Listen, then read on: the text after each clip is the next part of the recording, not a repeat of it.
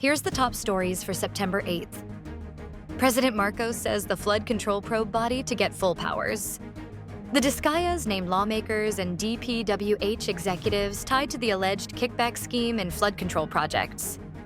24 hours after her arrival from the U.S., former PCSO head Royina Garma leaves the Philippines for Malaysia, according to the Bureau of Immigration.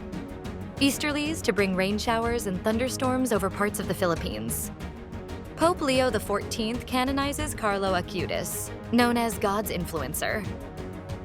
President Marcos vowed to grant sweeping powers to the independent body investigating anomalies in flood control projects, saying the inquiry must dig deep into how corruption became so entrenched in public works. In the fourth episode of his podcast, which aired on Sunday evening, September 7th, the president said the commission will be empowered to draw clear findings. The body, which is yet to be formalized, would be completely separate from government, unlike the Commission on Audit or the Office of the Ombudsman. While Malacanang is still finalizing the executive order that would form the independent commission, President Marcos earlier said the panel will include lawyers, prosecutors, and forensic investigators who will review evidence and identify liable parties. The planned commission came after Marcos accepted the resignation of Manuel Bonoan as Public Works Secretary on September 1st. Tizara Sara Discaya and Pacifico Curly Discaya on Monday, September 8th, dropped a bombshell statement alleging that lawmakers and Department of Public Works and Highways officials routinely demanded kickbacks of up to 25% from government-funded flood control projects, who told them that projects would be stalled unless payments were made.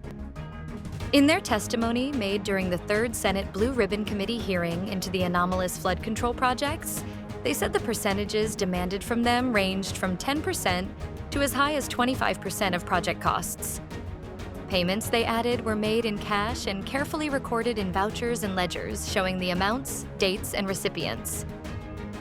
The sworn statement identified several politicians and officials who allegedly benefited from the scheme, including Terence Calatrava, former Undersecretary of the Office of the Presidential Assistant for the Visayas, several Quezon City representatives, former congressmen, and representatives from San Jose del Monte, Bulacan, Occidental Mindoro, Romblon, as well as various party list groups.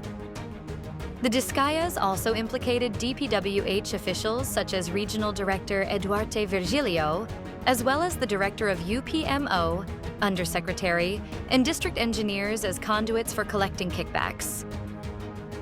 According to the contractors, many of these DPWH officials repeatedly said that at least 25% of the project funds were intended for Representative Zaldi Co.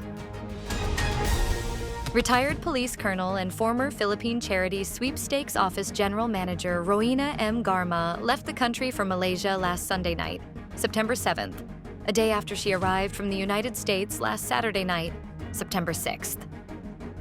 Garma left as a tourist for Kuala Lumpur, Malaysia at the Ninoy Aquino International Airport Terminal 3, the Bureau of Immigration said in a statement.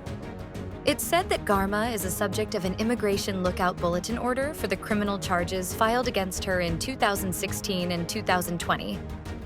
But the BI said, immigration officers at the airport could not stop Garma from leaving the country because there is no hold departure order against her. It explained that an ILBO issued by the Department of Justice merely monitors the movement of a person, and only an HDO issued by the court can stop a person from leaving the country. It also said it followed the procedures and reported Garma's departure to the DOJ. Garma left the Philippines in November 2024, but was detained in the U.S. due to a canceled visa. She was deported last week and arrived in the Philippines last Saturday night, September 6th. Warm winds from the Pacific Ocean, known as Easterlies, are expected to bring clouds and rain over parts of the country until the weekend. The Philippine Atmospheric, Geophysical and Astronomical Services Administration said on Monday, September 8th. Pagasa weather specialist Daniel James Villamil said eastern Visayas and Caraga may experience cloudy skies with scattered rain showers and thunderstorms over the next 24 hours. The Easterlies may also bring partly cloudy to cloudy skies with isolated rain showers or thunderstorms over Metro Manila, Calabarzon, Mimaropa, Bicol region, the rest of Visayas, and the rest of Mindanao. The rest of the country will have partly cloudy to cloudy skies with isolated rain showers due to localized thunderstorms. Pope Leo XIV declares a 15-year-old computer whiz, Carlo Acutis, the first millennial saint on Sunday, giving the next generation of Catholics a relatable role model who used technology to spread the faith and earn the nickname God's Influencer.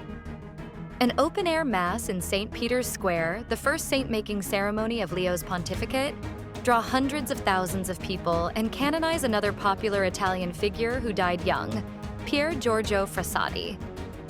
Both ceremonies were scheduled for earlier this year, but were postponed following Pope Francis's death in April.